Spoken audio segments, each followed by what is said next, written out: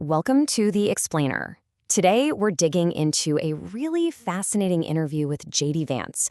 He lays out what you could call a doctrine of action, and it's pretty bold. Some might even say controversial. What's interesting is how it ties together big military moves right in our backyard with something as personal as the American dream. Let's get into it. Wow. Okay, this quote, it really cuts right to the chase, doesn't it? In our neighborhood, the United States calls the shots. I mean, that's about as clear a declaration of foreign policy as you can get. It's all about reasserting American dominance, especially close to home. So let's break down what that really looks like when the rubber hits the road. So here's how we're going to break this all down. We've got four main parts. We'll start with this idea of America's neighborhood and look at Venezuela. Then we'll see how this whole philosophy impacts alliances and national security. After that, we're going to switch gears and look at domestic policy, specifically welfare fraud. And finally, we'll tie it all together with this big vision for reinvigorating the American dream. All right, section one, let's dive into this idea of America's neighborhood, starting with Venezuela. The whole argument hinges on this idea that Venezuela isn't some far-off country, but, it's right here in our own backyard. Okay, so you might be asking, what does any of this have to do with me? And that's exactly the question Vance has to answer here. This isn't just presented as some high-level foreign policy move.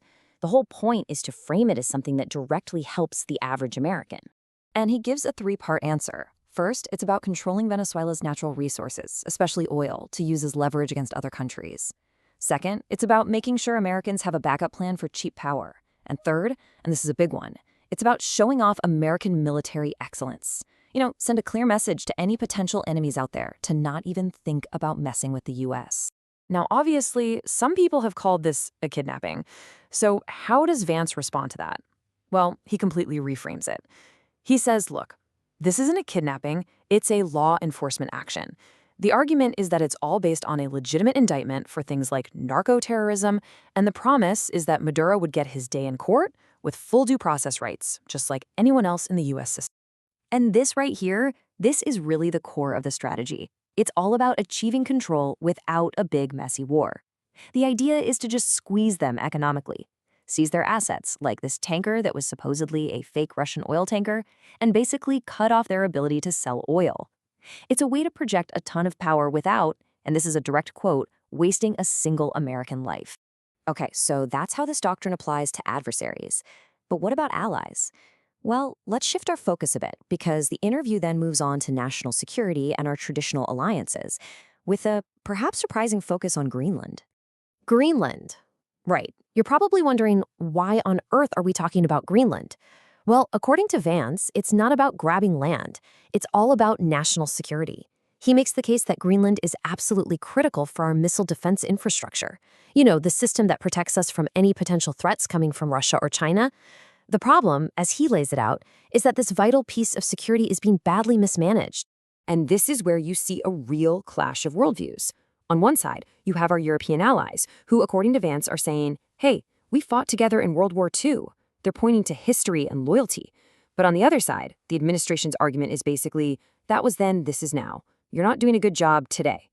The message is that past loyalty doesn't excuse present-day weakness.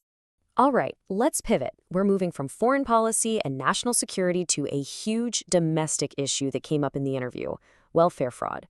Vance describes this as a massive, widespread problem that needs to be tackled head-on. And he points to this number, 85%. He claims, citing his sources, that that's the percentage of Somalis in the U.S. who are on some form of welfare. This statistic is presented as proof of a systemic failure, that there's something wrong with how people are vetted for these benefits. He then uses this term, the double theft, to describe what's happening, using a daycare fraud case in Minnesota as an example.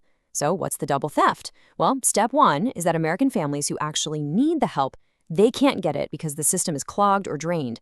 And step two is that the taxpayer money itself is just being stolen by fraudsters. So it's a hit from both sides. So what's the solution presented here? Well, it's not about chasing down a few individual cases. The idea is to treat this as a big, organized, nationwide problem. That means sending federal resources to states like Minnesota and California to go after what are described as entire fraud rings. Okay, so we've talked foreign policy, we've talked domestic fraud. How does this all come together?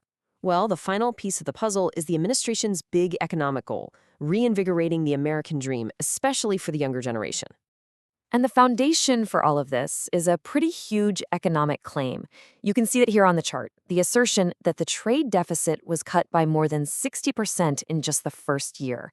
This is presented as the absolute key, the first step to bringing manufacturing and good jobs back to the U.S.